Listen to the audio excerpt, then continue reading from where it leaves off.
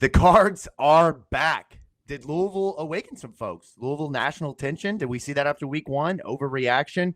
We react to a week one of Louisville dismantling the Govs with the return of the greatest segment in sports history. I cannot freaking wait. Go around the ACC in 60 seconds. Good luck, Keith. Hope you've been working on your breathing exercises. Matt started a new trend today. Why we've got to protect Mark Weinberg at all costs, and we give out game balls. Roll the freaking intro. The Cards are back. I had the two options between going to hang out with girls in California or coming here to play football, and here I am.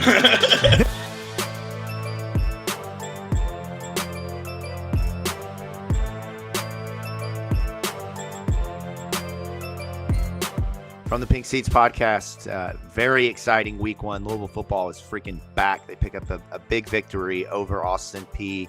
We got a lot to react to from that game. Jacob Lane, Vince Lococo, producer Keith in the house tonight from the Pink Seats podcast, powered by the State of Louisville Podcast Network and Kern's Corner, presented by our good friends at Frankfort Avenue Liquor and Wines. Guys, I am sunburnt still. I am still trying to recover, not only from the game, but just the weekend, a long weekend of college football. So lots of liquids here to help me, stay hydrated, the good stuff. And we're just double down on liquids. Hell yeah, man. I just, wake up for at least today, wake up drinking just to get through. But no, excited to be here tonight. Like I mentioned in the intro, we got a lot to get into. Vince's game notes. We're going to get into the around the ACC in 60 seconds. The Sack King. We all got a segment now, man. This is beautiful. I freaking love it. Life is good. First recap show in this new show format. So don't forget that later this week, the guys will return with the preview of Jacksonville State this weekend at L&N Cardinal Stadium. And there is a lot to react to from week one. Make sure you subscribe to the YouTube channel, subscribe to wherever you're listening to this podcast right now via audio, and go ahead and do us a favor and rate, review. We need some more reviews, man, for a show that's been in existence for as long as we have. We got just have our moms and dads helping us out. You know what I mean? We got to get to real. No, I'm kidding. That's not real. It might be, though. But let's talk about Austin Peay. As I mentioned, Vince's game notes, we're going to get into that, but just real quick, an overview of this game. An absolute shellacking from beginning to end. Keith, I know you thought that Austin Peay might present a little bit more of a challenge, and maybe more so believe it might take Louisville a little bit to get going, try to find their footing, and ultimately, we saw teams like NC State struggle this week, and I don't want to spoil the fun for you, but we saw other teams. South Carolina went down to the wire with Old Dominion. There were, Houston losing to UNLV. There were losses all over the place this week, and that one, a little bit less of a shock, but still lots of big upsets. And for Louisville to come out and dominate 62-0 was a big, kind of cap in the feather in the cap for Jeff Brom having his boys ready to go. Just instant reactions before we get into Vince's game notes around the horn here. Keith, I'll start with you. What'd you think? Just very quickly. Yeah, absolutely thrilled at how the team looked coming out in week one, especially with the number of transfers we had the offensive side of the ball. I know that we had sort of coaches close your ears before this. We had sort of talked about these first two games as sort of the extended training camp opportunity for these guys to get some reps in, build a little bit more of a rapport before we get into the conference play. That almost seems like it's a hindrance at this point, because it's like, man, if you would have put us the way we played against Austin Peay, against Clemson, the way they looked against Georgia, I would have felt a lot better about our chances, because that was a team that wasn't clicking on full cylinders with Clemson, and we were all systems go. Like, I was thrilled, and I'm more than happy that was one of the few bets where I took the points and ended up taking a loss. So, oh no, the team I like outperformed my expectations. You're down on the scorekeeping in our race now. So. That's right, man. These choices have repercussions now, and we know our punishment. So it's real easy to fake a blown hammy, boys. No, we will not let you. We will boo you like a team playing against a high-tempoed offense. That's what we will do here when a player goes down with a cramp. So, Vince, what about you, though? What did you think from your point of view? It was awesome. It was just nice to have us go out and do exactly what we thought we were supposed to do, which is just play fast, very minimal mistakes. Saw a lot out of Tyler Shuck. Saw a lot of the other guys that were supposed to stand out. I feel like we answered a lot of questions on the receiving end, the tight end side. I mean, a lot of the questions I feel like were answered. And if we remember looking back last year, we the Indiana game, if you guys remember that, we were like, oh, I hope we're not, this isn't a precursor to how Jack Plummer's going to play that for the entirety of the year. And, obviously it was. And I'm hoping now that this is a precursor for how Tyler Shuck and the rest of the team is going to play for the remainder of the year. But awesome week one. I mean, it's like a feel good, pump me up game for the fans, really, in a lot of ways. Yeah, you got to practice the train horn a little bit. Everybody got to work through the kinks, even the operations folks. You know what I mean? Exactly. Go ahead, Keith. Exactly. So, I want to get your guys' thought on this. The official announced attendance was 48,000 some odd folks, so roughly 75% capacity.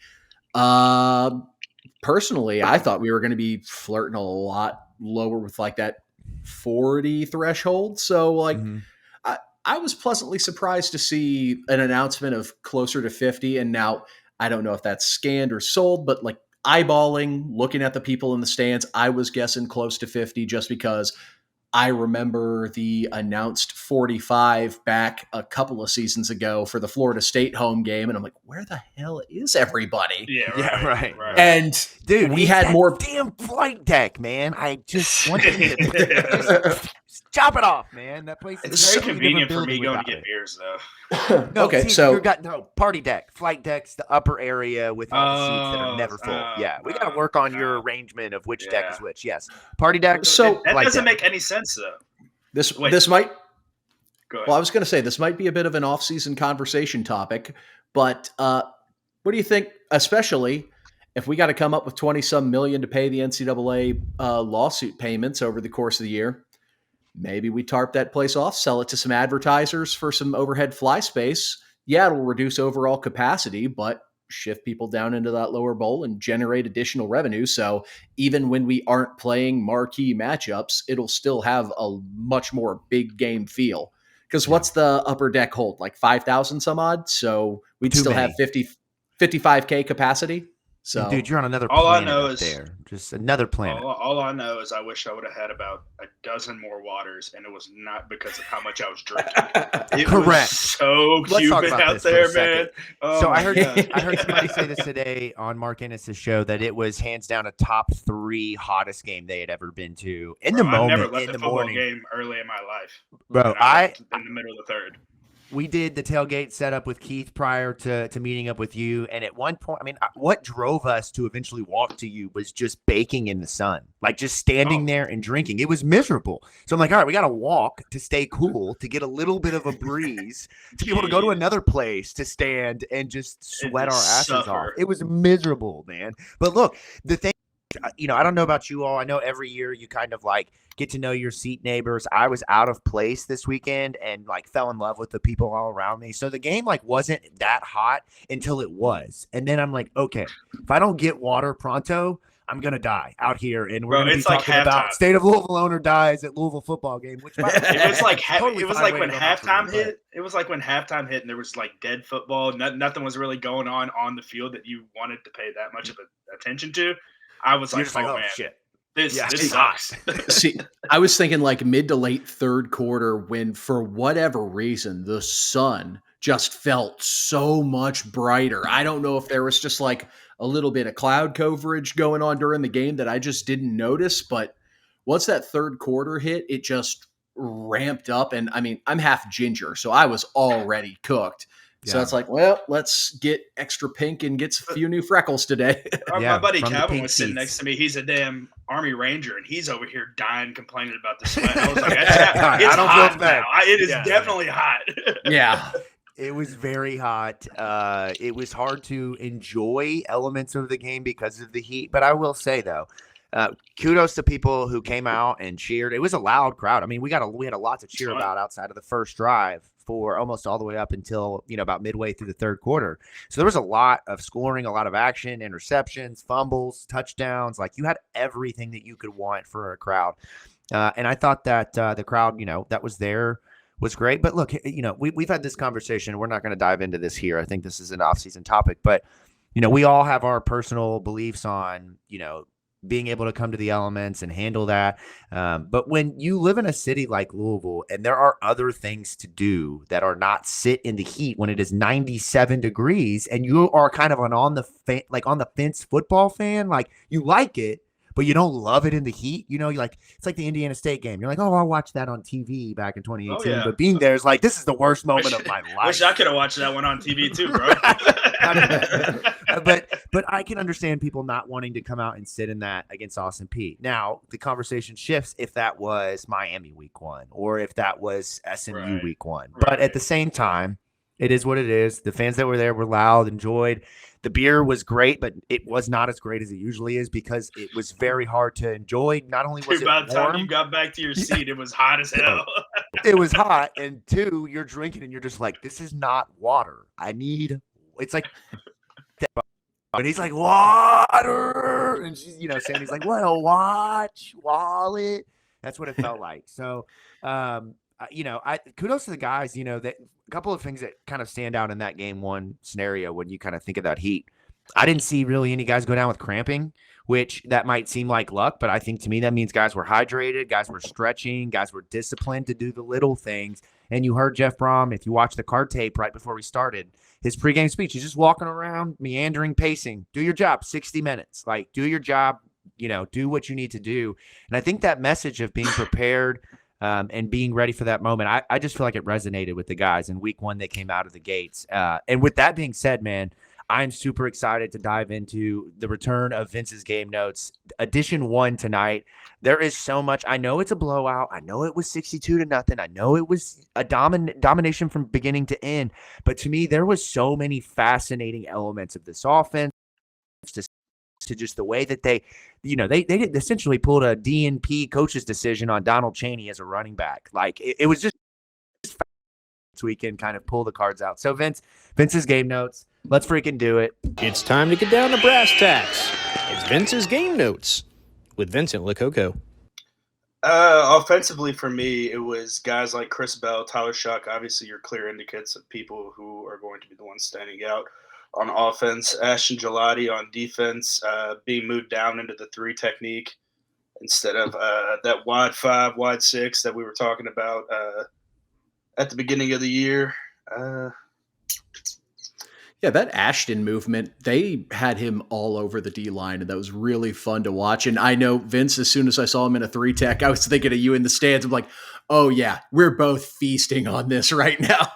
Yeah, I want to see him in a 0, too. I mean, they talked about Jared Dawson running that TE stunt whenever he got his sack, and it's like, yeah, it was a good stunt, and he ran it well, but if you really watch it, the effort on that play, he might not get that sack against a better team. So it's like we, in all reality, should be seeing guys like Ashton and these a lot more explosive guys run a lot of these stunts. Could be keeping it in the chamber for conference play. But exactly. But yeah, his first sack on the year came out of that 3 technique. And I mean, you as an offensive lineman, Keith, know it's anytime you get long armed and basically sat into the quarterback's lap, that's never going to be a good day for the film room the next day. Yeah, one of the most demoralizing feelings in the world is when you're picking yourself up off of your quarterback who is underneath you just because you got bullied into him. Exactly.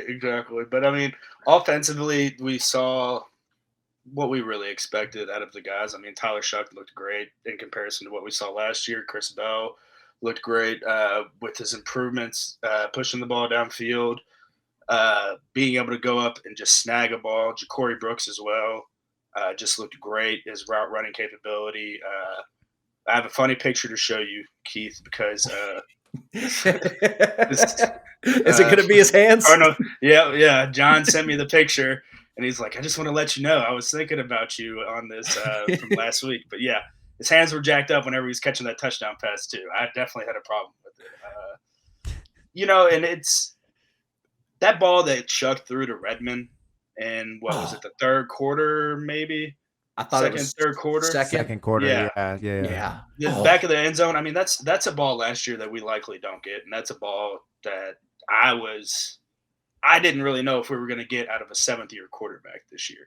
I mean, that's a tough ball. If you remember, Lamar threw that ball to James Quick against I think Charlotte that same year that everybody's compared, 2016. Yeah. It's just a tough ball back of the end zone. Guy has to drag his feet, but I mean, when it's executed, it looks beautiful like that. Running back, go ahead. I didn't want to cut you off, but I don't think we're being hyperbolic to say that's an NFL caliber throw. Oh yeah, Yes. the 100%.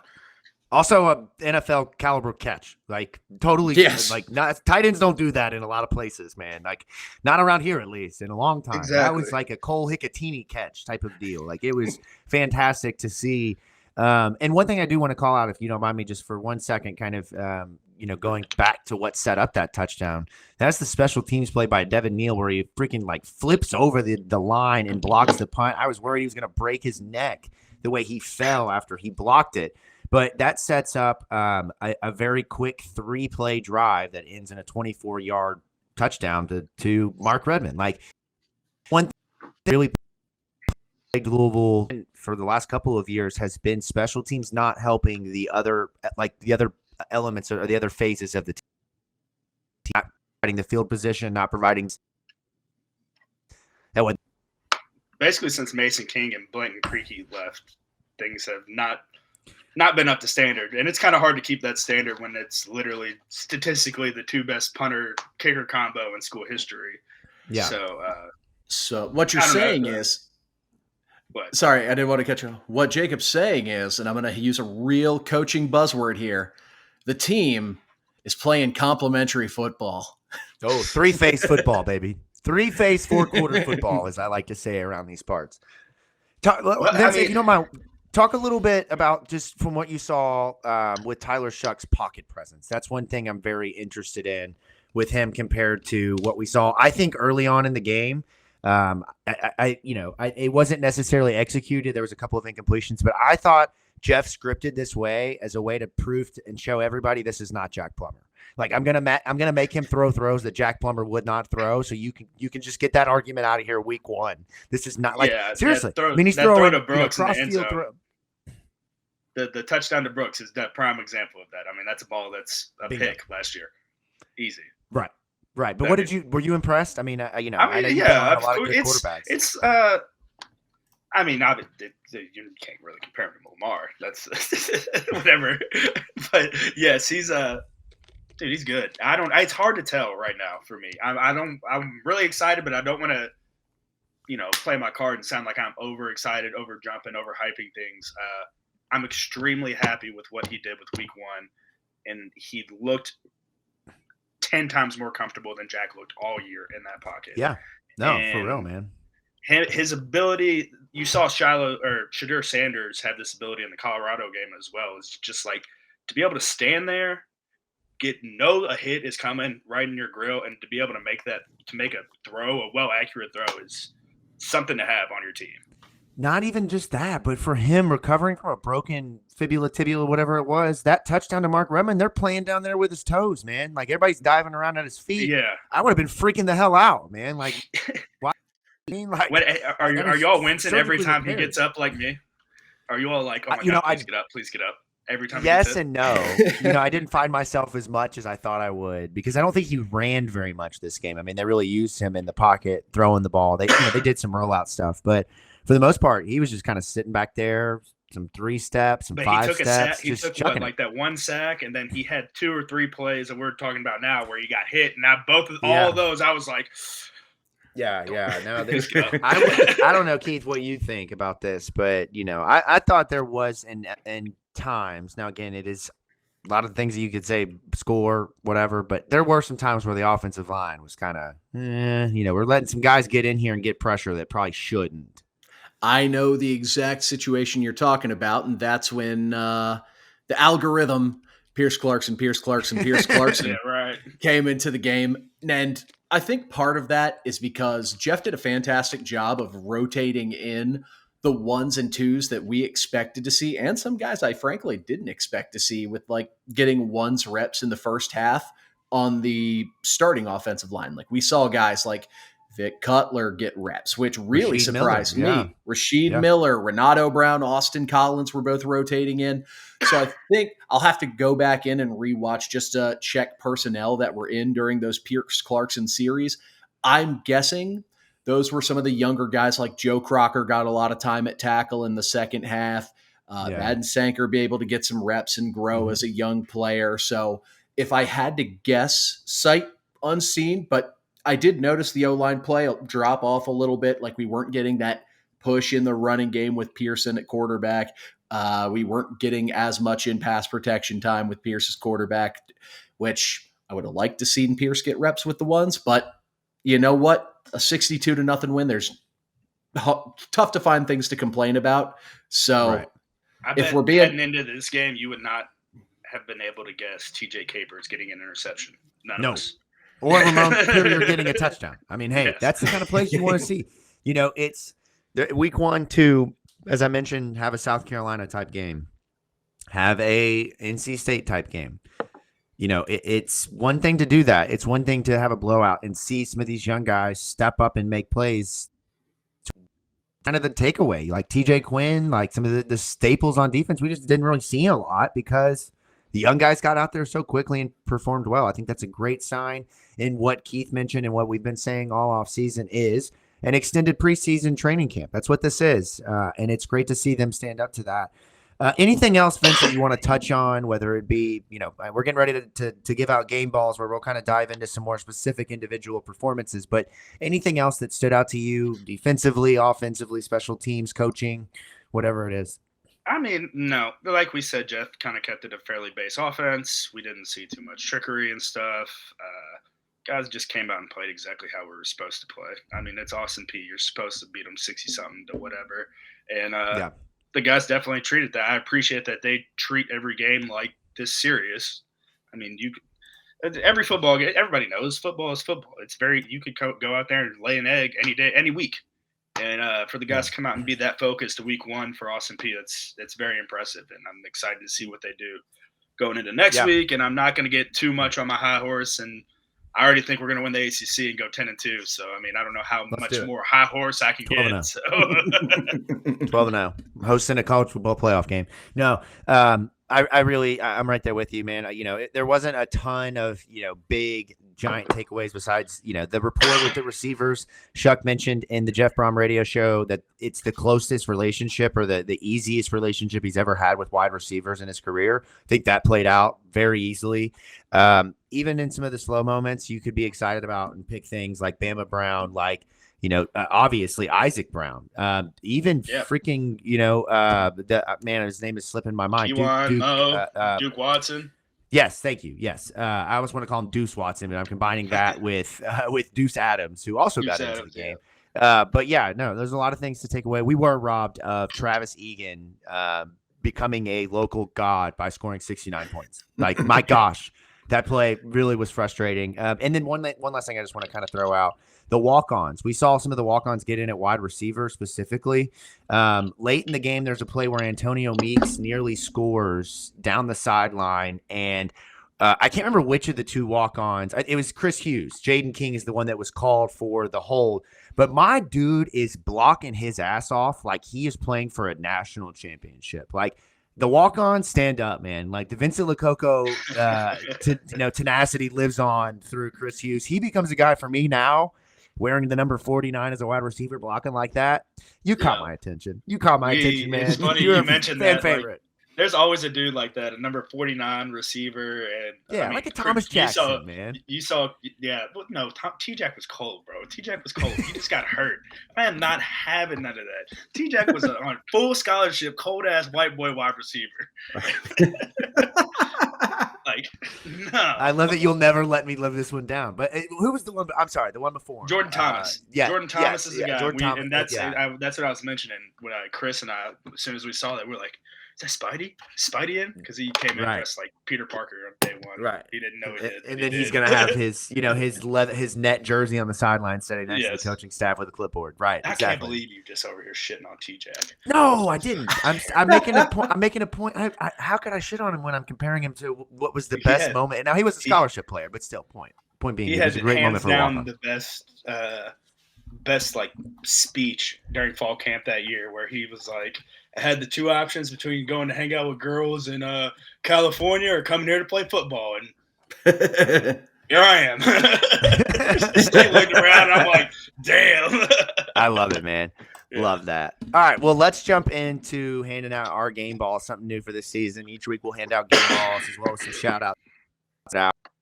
So first I'll jump in and I'll go first, just kind of set the tone. But Ja'Cory Brooks is where I go instantly. I thought he showed a lot of things that, to be quite honest, I'll admit it, like I didn't expect to see.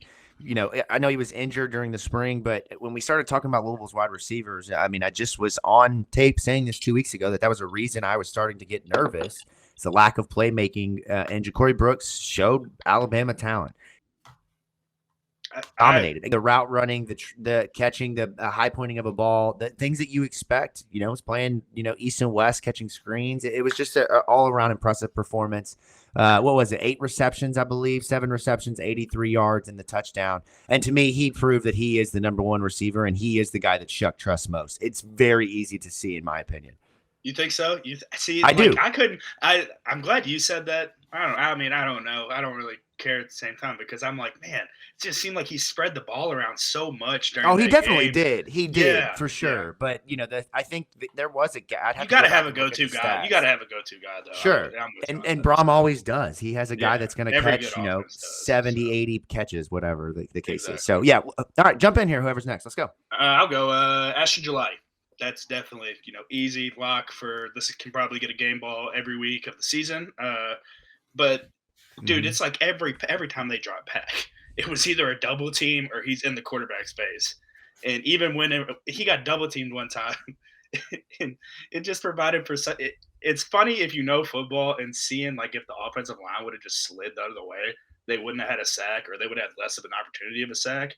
Because they would have been sliding towards the blitz, but they want to cover Ashton so much that they fucked themselves up in a lot of ways. But 4 tackles, 1 sack. I mean, for me, it's the get off, the hand placement, specifically, like we said, Keith earlier, whenever he's in that 3 technique, and I'm really excited for if he ever gets put in a 0 tech. The long arm, just the strength and power to come up under somebody's chin. Aaron Donald always talks about. Like he might be smaller, but if he gets his hands inside and low on you, then he's going to win every single time. And I mean, Ashton's picture perfect for that. Especially with how fast he is off the ball, going up against a center who's already at a disadvantage because they're the ones snapping the ball and having to get their hand back. Vince, it's the closest I'll be to guaranteeing something on this podcast. We will see that before the end of the season. And whatever poor center has to deal with that is going to be in hell. Yeah, that's gonna be miserable, man. Just the I'm thinking of the stunts because they're gonna pinch it down. He's gonna slide a guard over to either side, one of the side, whichever side they're sliding the pass protection to. And one of those guards is just gonna get, picked by a tackle or an end or something, or even a linebacker, and Ashton's gonna wrap around and there might be a murder. All right. You're peeling somebody off the turf at that point.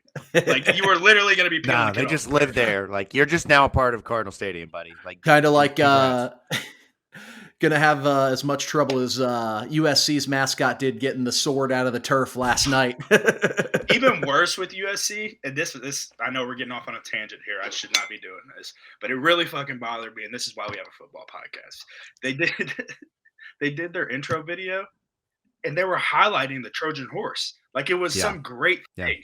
I'm like, this makes no sense. Whenever you read, it blew my mind that they were and they were getting cooked on Twitter for it too.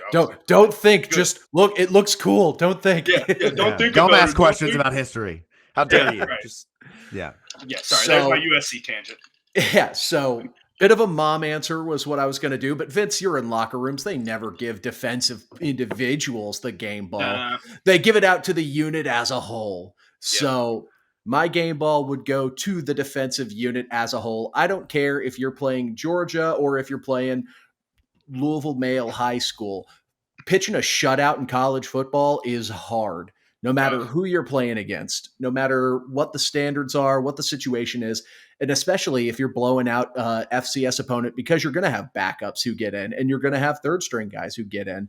And if all those guys who aren't getting a ton of reps at practice aren't completely locked in and bought into the systems that you are running and completely dedicated to each and every scout, someone's going to screw up. And that's what makes a shutout so special, is that for 60 minutes, no one screwed up bad enough to give up points. So anytime there's a shutout, defense gets the game ball because that's just Love it. rare. Dude, Here seeing for their like team communication effort. and stuff throughout the game, it was fun unreal to watch. I mean, there was not a time where there was one player around the football. It was always 2-3 guys around the football the entire Yeah. time. I know you hate us bringing in a lot of transfers and stuff, Keith, but it seems like a lot of these guys are bought into the winning culture and wanting us to take. I was going to say, I'd also argue we also retained a lot of depth on the defensive side of the ball that was playing. Yeah. So I don't mind bringing in a few plug and play transfers as long as you have guys who are in the culture who are going to get them up to speed fast. But even offensively, like, shoot, I know whenever my time was even playing and being with Satin and like dudes like I don't know, like we're running 4 different running backs, and you don't see one of them bitching come to the sidelines saying blah blah blah, give me more carries, why am I not the guy, refusing to go in type deals. Like, I mean, it's I know it's game 1, but I mean, shit, that's good shit that you want to see where guys are like, we have one common goal in mind, and that's to win the ACC and then make this playoff. Yeah, and I will give Jeff Brom his flowers there. It seems like the guys that he has brought in are guys who, when having conversations with the coaching staff, are like, I want to win. So not necessarily going after individual accolades or doing things like that. They just want to get W's. And if they aren't, well, we saw what happens. Yeah. We could almost like come up with a name for this award. I'm not good on the spot, so you have to give me a week. But the guy who puts in the effort without much, like not like a super sexy performance, but it stands out in a way. And if I had to give that award this week, it would be to Donald Chaney. And here's why: the guy didn't carry the ball Isaac one Martin time. Full effort award.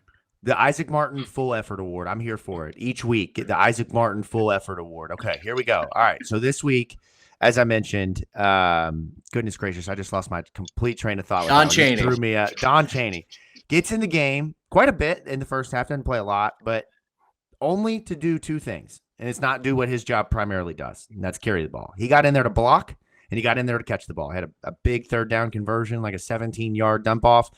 I think that to me shows, like, as a guy who came here from Miami looking for a larger role, I get game 1 against an inferior opponent, probably an injury there, probably some sorts, or trying to shield your cards, whatever the case is. But that shows buy-in. That shows effort. That shows that you're willing to do the little things that matter. And I loved that. One other thing I wanted to point out, a great moment in the second half, not the Ben Perry moment. That moment was probably one of the funniest things of this game, where Ben Perry tucks the ball in his shirt after Ramon Purrier scores. Great teammate. That's Great such a teammate. And he's like what I said to my wife. It's like when, back in the day when I used to ask you to steal beer glasses from restaurants and put it in your purse, and you're walking out and your purse is a little puffier, like we all are trying to shield you to get out. Like, that's what it felt like to me watching it. But the other thing I wanted to call out that really was cool to me, D'Angelo Hutchinson, 2nd-year guy. There's a play late in the 3rd quarter. I just happened to notice it. They kind of shit. Foster Jr. is in the wrong spot, comes up behind him, taps us on the shoulder, moves him over, and then goes and flies. D'Angelo Hutchinson goes and flies and hits somebody for a tackle for loss. Like, that to me was something that stood out, of a veteran guy telling a newcomer where to be, what to do, and then going to make the play based off of the positioning that player moving into helped him free up. So those little things really stood out to me in this game, and it was a lot of fun to watch for me, especially on the rewatch. This was probably one of the more fun rewatches I've had in a long time. Just a lot of little details that stood out. Ones where I didn't have to. Yeah, I mean, right. like, your butthole's not puckered up, man. Yeah, exactly. It's a blowout loss or a blowout win, man. Yeah, I can look for the little details, like too busy putting aloe on my face. Yeah, right. Exactly, man. I mean, but Jeff Brom talked about the headset in the conference today, and another fun moment of the game is in the second half. He said in the press conference it was Pierce Clarkson, but it was Brady Allen. Actually, he had to call a timeout, and you see Jeff Brom just look at him with this just like confused face, like, what the fuck is going on? And Brady walks over and just throws his hand up like, it's not me, and it's just little things like that. Getting some context today were a lot funnier. So yeah, let's last thing here. Got his mic on mute. It's just like college football. Yeah, man. yeah, just like right. Exactly. I do that just all the like time. in Zoom, man. Exactly, right. He's just like us in a Zoom meeting trying to present some form of a plan or something strategic. He's just like No, some more shout outs, some more game balls, college game day or whatever the nighttime version of that was back in the day with Skip Holt and Mark May, and those guys used to give out helmet stickers every night. That always stood out to me. So these will be our helmet stickers. But just a couple of names I wanted to shout out that weren't game ball recipients. Ramon Purrier, shout out to my fellow Eastern Eagle with the first ever Eastern Eagle touchdown. I think our second touchdown ever in Eastern Eagles like history. 1969 something. I'm about to break the fight song out. Good thing it's the same as. Actually, I think it's the same as UK, so we're not going to break that in the middle of this. But secondly, shout out / helmet sticker to TJ Capers, the interception in there as a redshirt freshman. Do your job. We talked about this a couple weeks ago. And zero intention of scoring. Zero intention of scoring. Oh, he wanted yeah. Once he realized he wasn't scoring on that, he's like, okay, who can I run over? Who can I run over right here? Quarterback. Yeah. Just looking, yeah. Just hunting for I wouldn't be surprised if he threw the ball at his head and just like hit him again. No, my energy. I'm here for it. But further moving on, Tamarion McDonald, we'll get to him here in just a second, but a fantastic debut for him, playing in a very unique role, I thought, in this defense. Jared Dawson, brute strength. That's all you can say when you watch the guy. He just moves people, man. He's a mover. Some shockers. That's what he does. Moving. That's right. Put Antonio Watts, took a ball right in the Nuggets, bounced back, had several big plays. I don't know if y'all saw this, but caught a stray on the sideline on a throwaway. Always be protecting the boys, man. That is rule number one. Have your head on the swivel. That was one of the biggest things. That and getting like clipped by somebody who's like running out about, like biggest fears. If you were ever on the sideline with me, I was like, fuck it, I'm just dipping out back. Like I'm not zero concern for anybody else. You are not Fred Cowgill. That's right, man. You are not standing in there for that. But moving on, Ben Perry, as I mentioned, teammate of the day, earns that award easily, stealing the ball and keeping it for Ramon. I saw a picture that his mom posted after the game. Ramon did get the ball. So shout out to Ben for making that happen. Even as the referee, like a teacher, tapping it on his shoulder, trying to get it back. Absolutely fantastic Perry, effort. You can't do that. You can't do that. This is Perry. If we did a film breakdown, this would be it. That's right. He's like, he doesn't. I don't feel it, man. You can just see it. He keeps it moving. Tramel Logan, another fantastic debut. We'll get into him here in a second. Dan Foster and Devin Neal on the special team side, 2 block punts. That's that type of effort in game one. 60 minutes of complete football. That is going to go a long way. So shout out to them. And then finally ending on the man. I didn't know I needed 69 points in the form of a touchdown from Bullitt County High School star Travis Egan, but that's what I needed. And now we got to get it this week against Jacksonville State. This close, man. This close. Shout out to Jeff for putting in all the walk-on quarterbacks. Sam Valton, Sam Young, and Travis Egan getting in there at the very end of the game. I love to see it. So with all that being said, we'll transition into my segment, the Sack King, ladies and gentlemen. We are back, and boy, were we busy.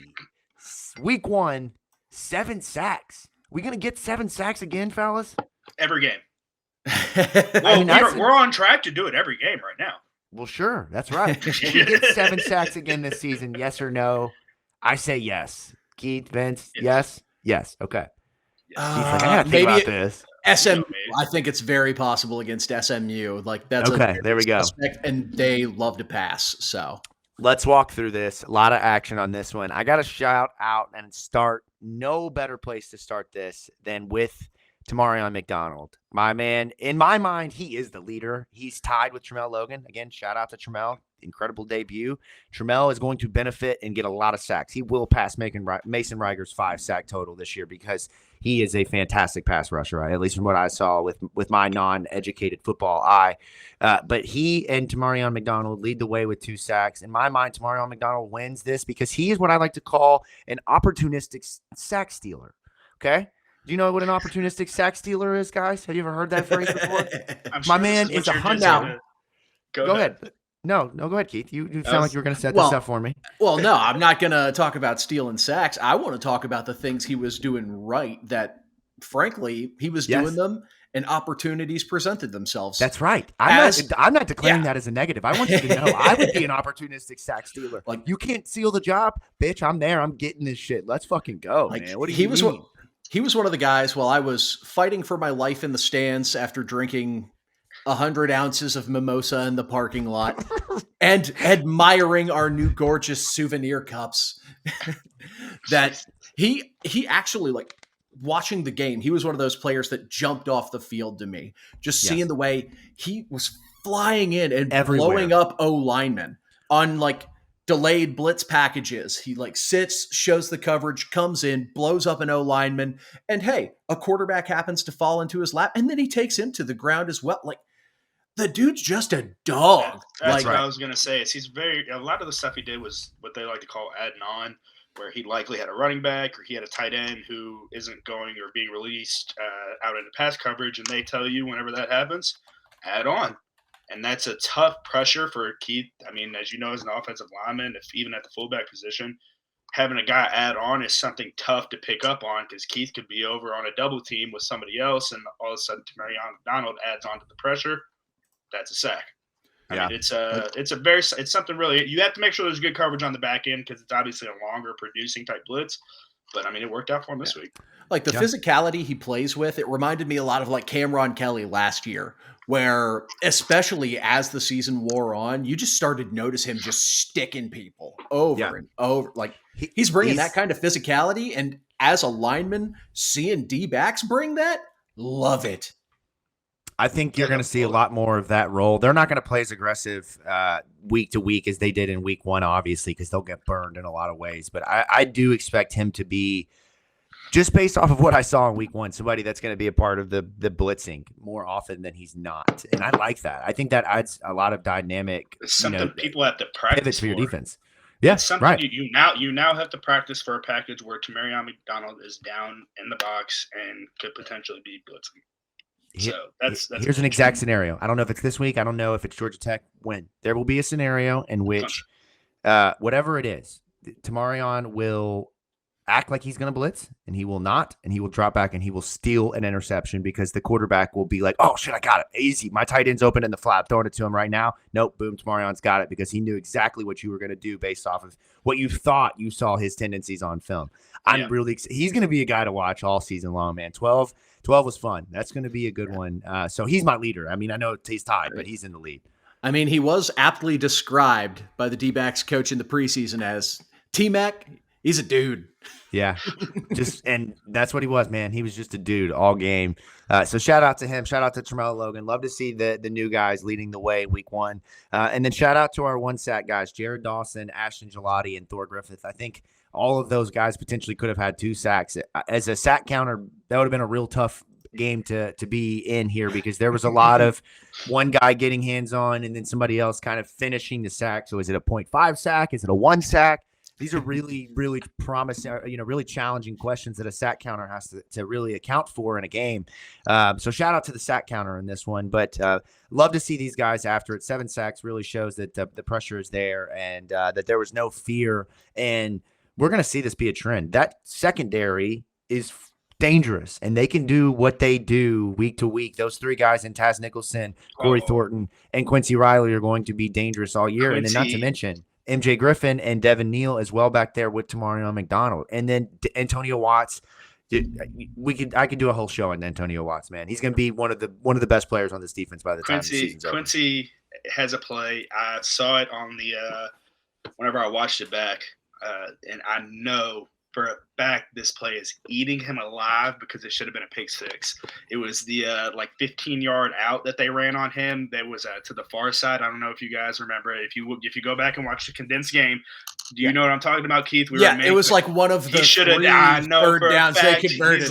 He's like, I should have jumped that ball. I don't know if we're sitting over here nitpicking a little bitching thing at this point, but I mean, could have been 69-0 easy. Right, man. They could have put up 70 points real easy in this game. I mean, they tried to not score late. I mean, very, very obvious. So, all right, that'll wrap up. No, I would have kept scoring. Yeah, no, man. You stop us. And when you stop us, I'll stop scoring. That's why we'd probably also get 60 hung on us whenever we'd be underprepared. That's for correct. A football game. Yeah, and then it'd be like Dan Lanning after the Colorado game last year. Like, they freaking earned that one, man. That's how you don't talk shit that you can't back up. So, all right, that will wrap up most of the recap of this week 1 game, and now we can officially close the book. Shut up, Matt. You don't get to close the book. I get to close the book. That book's mine. And wear your shirt inside out again, man. No, I'm kidding. I love Matt. But we're going to, here in a second, transition to around the ACC in 60 seconds, a very active and fun weekend of college football. And the ACC, man, they were just all over the place. We got to get our boys together here and have a conversation about not losing to scrubs in the SEC. Because, but we'll get into that in all of a second. Don't you dare be talking about Diego Pavia that way.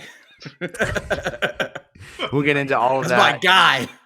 Right on the other side. But before we do that, make sure that as you prepare for this weekend's game, whether it is, of course, the football game, we got, all kinds of other sporting events happening down at Louisville and all the other, great sporting scenes here in Louisville as well. Make sure you're using our friends at Frankfort Avenue Liquors and Wine as a place to stock your bar as well as stock your tailgate, as well as go in and get a drink pregame. They are the place to be right there on Frankfort Avenue, right next to the Manhattan Project, full bar. Everything that you could ask for, from an award-winning mixologist staff to a variety of liquors right there on tap and right there at the hands of those bartenders, as well as a full store where you can get your local and national craft liquors, as well as all the great brands that you can expect, and do all of that right there on your way into downtown and into the surrounding areas at Frankfort Avenue Liquors and Wine. Check them out, and when you go in there, tell them that you heard us talking about them. Tell them, scream it at them, actually. Be sure that you do that. All right, Keith, we got 60 seconds. This week's going to be a lot tougher, man. So that's why I really hope there's no oxygen tank provided for this. None. Hopefully, you didn't smoke a full pack of Marlboro Reds right before the episode. Or maybe you did. I don't know. Maybe that'll help you. But I'm going to hand the mic over here to you, my friend, and you will have 60 seconds to tell us what happened in the ACC. All right, folks, we had a very busy week here in the ACC. We've got 15 different ACC games to cover, so that's about 3 seconds per game. So, with that being said and all the preamble out of the way, it's time to go around the ACC in 60 seconds. Wake Forest quit playing with your food. They end up beating North Carolina A&T. NC State, you realize you're allowed to run the ball before the fourth quarter, right? They barely survived Western Carolina. North Carolina, Mac Brown versus PJ Fleck. Who's worse at game management? College kickers save the day for the Tar Heels. Duke, jury's still out on the Devils. They kind of trudge past Elon. Stanford, rebuilding year confirmed. They fall flat in the second half against TCU. Clemson, dog food. Georgia rolls them. Cards, you know what the C stands for in cards? Clamps. Shut down Austin Peay. Hokies, get Pavia'd. Overtime loss to Vanderbilt. Pitt, Pat Narduzzi discovers and is willing to use the forward pass? They handle Kent State. Miami Hurricanes, you believe me yet? They dominate the Gators. Syracuse, Kyle McCord can sling it. They roll Ohio U. Cal, you ought to give Jaden the ball more. Put away in the second half against UC Davis. UVA, how on earth did you have a training camp battle? They overwhelm Richmond. Georgia Tech, I too would be hungover leaving Ireland. They end up surviving Georgia State. SMU, way to cover the spread against Houston Christian. And Boston College, Florida State for some bonus time. It's on my TV right now. The Noles, they have trouble with quarterbacks who can run. It's getting spooky. That one set 14-3 right now. And DJU, I got a text. I think we all got the same text, but I couldn't see where it came from. But we all did. Of a picture of Jack Plummer and a picture of DJU, and it says corporate wants you to find the difference between these two pictures. That is freaking hilarious, man. What a great tweet. That is a great tweet. That's deserving of a high five. All right, well, who wanted DJU before we got Tyler Shutout? Who were the guys? Yeah. Matt even said up to last week that he would still take DJU. So I'm not gonna say I told you so, but I told you. Yeah, that's right, man. Well, we got an interesting matchup this weekend. Rich Rodriguez comes into town with Jacksonville State, and we've certainly had our matchups with Rich Rodriguez in the past, and so this will be interesting to see, kind of what his teams look like now. This would be like on the basketball side for those listening, if Louisville played Tarleton State next season and Billy Gillespie was who is their head coach. Billy Gillespie came back to town. We're like, oh, the guy still does that. Wow, that's wild. I'm curious to see if it's the same way with Rich Rodriguez this weekend. Based off of what I saw in week 2 of my dynasty when I started with Louisville, they've got a pretty dynamic quarterback who can run, who can pass. I don't know if it's translatable to the actual on the field results. I know they got their asses kicked this weekend by Coastal Carolina, another team of mine who I started from, eventually ended up at Georgia Tech in a college football dynasty. So a little bit of love there for me for them, and also Tony Washington, right? Is he still there, or is he moved on? I don't know where he's at now. I don't know where he's at. I haven't kept up with T-Dub. You gave me a shirt of his. Question. You gave me a shirt of his one time, so I followed him when he was at Coastal Carolina. So I cheer for them. Yeah, I'm just connecting dots, man. I'm like Charlie Kelly right now. But spread opens at 21 for Vegas, right? Keith? Yep. Opened up at 21. Moves to 25 and a half in a day. And what are we sitting at as of 9 o'clock p.m. on Monday night? Well, as of 8 o'clock p.m., it was 28. It very well could have jumped up again because a whole lot of money is coming in on the cards. So this spread just keeps going up and up and up and up and up. I'm waiting to see if it gets to a point where other people start to buy it back the other way, but they struggled a lot in their game against Coastal Carolina. Their quarterback, as dynamic as he can be, also very susceptible to errors. But I'm going to save a lot of those nuggets for the preview podcast, which will come out later this week before we play Jacksonville State. Love that. Look at you, man. Real seasoned pro around here. We are in mid-season form. We just blew out this episode 62-0. In fact, it was 69-0, in my opinion. We scored more than Louisville this week. Exactly. I'm excited for that game. I obviously won't be part of the recap show. Womp womp. Got other things that got to take care of in terms of the daddy, day to day. And here's where I'm kind of watching. One, what's the running back situation look like? Are we going to work in Mo Turner and Donald Chaney a little bit more? If not, are we really starting to kind of figure out if Bama, aka Kewan Brown, or Isaac Brown is the starter? I think obviously their production could be equated to preseason, training camp, fall camp, extension, blah, blah, blah. But it also could be that they had really, really good camps and are deserving of this. And Jeff Brom is trying to figure out how much involvement they'll have. If maybe they'll be the starting back. I don't know. We'll see. So I'm really interested to see what happens with the running game. And then defensively against a team that is going to try to, pull punches in terms of their scheme and trying to get guys to get double, trying to overthink, trying to anticipate, trying to jump and make plays to kind of keep this high level defense going. I think that one thing that you will see this weekend is that Louisville will allow one big play, maybe for a touchdown, maybe not, where they have a miscommunication on an RPO. A guy tries to jump a route or tries to, anticipate a little bit too much and gets caught sleeping. But besides that, I think that Louisville will roll in this game. And I think it's going to be another great weekend out here. I'm here for a 3:30 game. A little bit cooler weather, get a little bit more time to tailgate and drink and not feel like I'm pounding beers at 9 o'clock in the morning while it's 98 degrees outside. I'm really looking forward to this weekend, fellas. 3 o'clock game. The lots, if they open up like they did 5 hours early for this game, should be right around 9 o'clock, right? If my math is 10:30, it'd be 10:30. Yep. So, 10:30 beers, not 9:30 beers. Sorry. I personally think like a 10:30 beer hits a little bit differently than a 9:30 beer. I don't know. My goal is to have humid. Yes. Yeah. I would like to not sweat my ass off the entire time. Only a little sweat, just the regular sweat from just being like a little ready. Yeah, exactly. That was my trip to the sauna this week, going to that game, or my workouts for the week. All right. Keith, go ahead, man. I was going to say, Jacob, if you would have survived at our tailgate another 15, 20 minutes, we had that cooler empty and we had a volunteer take a victory bath in it when we dumped it out before loading things back up. I love that. I would have gladly been that volunteer for you, my friend. Man. That is fantastic. That's fantastic. Well, hey, again, week 1, week 2, who knows? We might take mimosa baths. Who knows? Ice bath? Screw it. Mimosa bath. That'd be really sticky. Gross. Yeah, it would be. Did you get a fried bologna sandwich? I just got to make sure. Did you get your? Okay, all right, man. Did Emmy get her big chick? No, but we're undefeated this season on that. Okay, that's right. Well, Emmy, no more big chicks for you. Sorry. Get your breakfast. Trying to save on the wallet a little bit. That's right, man. Well, hey, we want to appreciate you all. Thank you all for tuning in. We're just getting started here, heading into week 2. We've got a second episode coming later in the week, so be sure that you're tuned into that. Again, subscribe to the YouTube channel if you haven't. Subscribe anywhere that you get your audio from, and be sure to rate and review the pod. And also, if you don't mind, just drop us a little follow on social. That helps increase the reach and spread the great word about Louisville football. Any and all engagement always helps. We appreciate you all for continuing to help us out on that side. It's been a great off season. Ready to get going here. Going to miss you guys this week, but I'll see you out at the stadium on Saturday. We'll be celebrating hopefully another victory next week. You'll get my official prediction during your episode. I will text you.